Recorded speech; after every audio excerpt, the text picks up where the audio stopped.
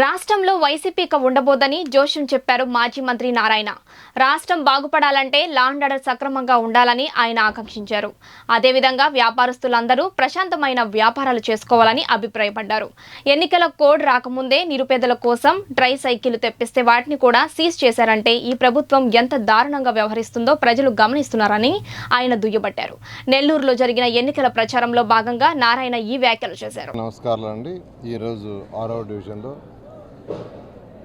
ప్రచారం ప్రారంభించాం. దీంట్లో జనసేన నాయకులు మరియు బీజేపీ నాయకులు, తెలుగుదేశం నాయకులు అందరూ పాల్గొన్నారు.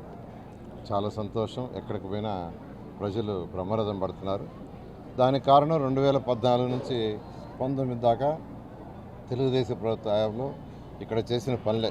అనేక రోడ్లు కావచ్చు, అండర్గ్రౌండ్ డ్రైనేజ్ సిస్టమ్ కావచ్చు, డ్రింకింగ్ వాటర్ సంగం బ్యారేజ్ నుంచి కావచ్చు, ఇలా నెక్లెస్ రోడ్ కావచ్చు, రంగనాథ స్వామి టెంపుల్ ఘాట్ కావచ్చు, కోనేరు అమలాపేట కోనేరు కావచ్చు, అదేవిధంగా మైపాడు ఘాట్ కావచ్చు, అదేవిధంగా నెక్లెస్ రోడ్ కావచ్చు, ఇలా అనేక కార్యక్రమాలు యాక్చువల్గా తెలుగుదేశం ప్రభుత్వంలో చేయటం, పేదలు నిరుపేదలకు ఇల్లు 43,000 ఇళ్ళు కట్టడం. అంతేకాకుండా 2014 నుంచి 19 దాకా నెల్లూరులో ప్రశాంతమైన వాతావరణం. వ్యాపారస్తులు వ్యాపారాలు చేసుకోవాలంటే అక్కడ వాతావరణం సరిగా ఉండాలి. వాతావరణం అంటే క్లైమేట్ అని కాదు, అక్కడ లా అండ్ ఆర్డర్. అమరావతి రాజధానికి అనేక దేశ విదేశాలు నేను తిరిగాను, ముఖ్యమంత్రి గారితో కూడా తిరిగాను. ఆ రోజు ఏ దేశంకి పోయి వాళ్ళని వచ్చి ఇండస్ట్రీ పెట్టమన్నా వాళ్ళు ఫస్ట్ అడిగే క్వశ్చన్ 2. ఒకటి, మీ రాష్ట్రంలో లా అండ్ ఆర్డర్ ఎలా ఉంటుంది అంటే వాతావరణ స్ట్రైకులు అరాచకాలు ఉంటాయా, లేదంటే ప్రశాంతంగా వ్యాపారాలు చేసుకోవచ్చని మొదటి క్వశ్చన్. రెండవది, మీకు కేంద్రానికి ఉన్న సంబంధాలు ఎలా ఉన్నాయి. ఈ 2 ప్రశ్నలు వేసేవాళ్ళు. విదేశాల నుంచి వచ్చి ఈ రాష్ట్రంలో ఈ దేశంలో పెట్టుబడి పెట్టాలంటే వాడు చూసే 2. ప్రశాంతమైన వాతావరణం ఉండాలి. స్ట్రైకులు, గందరగోళాలు, అరెస్టులు, బిల్డింగ్లు బగలగొట్టాలు, లైసెన్సులు తీసేయటాలు, అలాంటి వాతావరణం కోరుకోరు. రెండవది, కేంద్ర ప్రభుత్వంతో ఉన్న సంబంధాలు. కాబట్టి వ్యాపారస్తులు సక్రమంగా వ్యాపారం చేసుకోవాలంటే వాళ్ళకి ఎటువంటి డిస్టర్బ్ చేయకూడదు. రాష్ట్రం డెవలప్ అవ్వాలంటే వ్యాపారస్తులు బాగా వ్యాపారాలు చేసుకోవాలా, వాళ్ళు బాగా సంపాదించాలి. వాళ్ళు బాగా సంపాదించుకున్నప్పుడు వాళ్ళు ప్రభుత్వానికి ట్యాక్స్ రూపంలో జిఎస్టీ కావచ్చు, లేదా ఇన్కమ్ ట్యాక్స్ కావచ్చు, అనేక రూపాయలు వాళ్ళు ట్యాక్స్ కడతారు.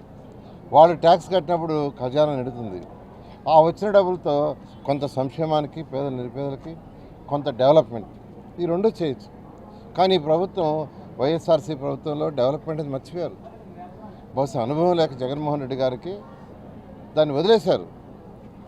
డెవలప్ కాకుండా ఉంటే వ్యాపారస్తులు సక్రమంగా వ్యాపారం చేసుకోకుండా వాళ్ళు లాభాలు బాగా ఆర్జించకుండా ఉంటే వాళ్ళు జిఎస్టీలు కట్టలేరు, ఇన్కమ్ ట్యాక్స్ కట్టలేరు, ఏవి కట్టలేరు. కట్టప్పుడు ఖజానాకు డబ్బులు రావు. అందుకనే ముఖ్యమంత్రిగా ఉన్న నారా చంద్రబాబు నాయుడు ఎప్పుడు law and order first priority ఇచ్చేవాడు. 2014 నుంచి 19 దాకా నెల్లూరులో చాలా ప్రశాంత వాతావరణం ఉంది, మీకు అందరికీ తెలుసు.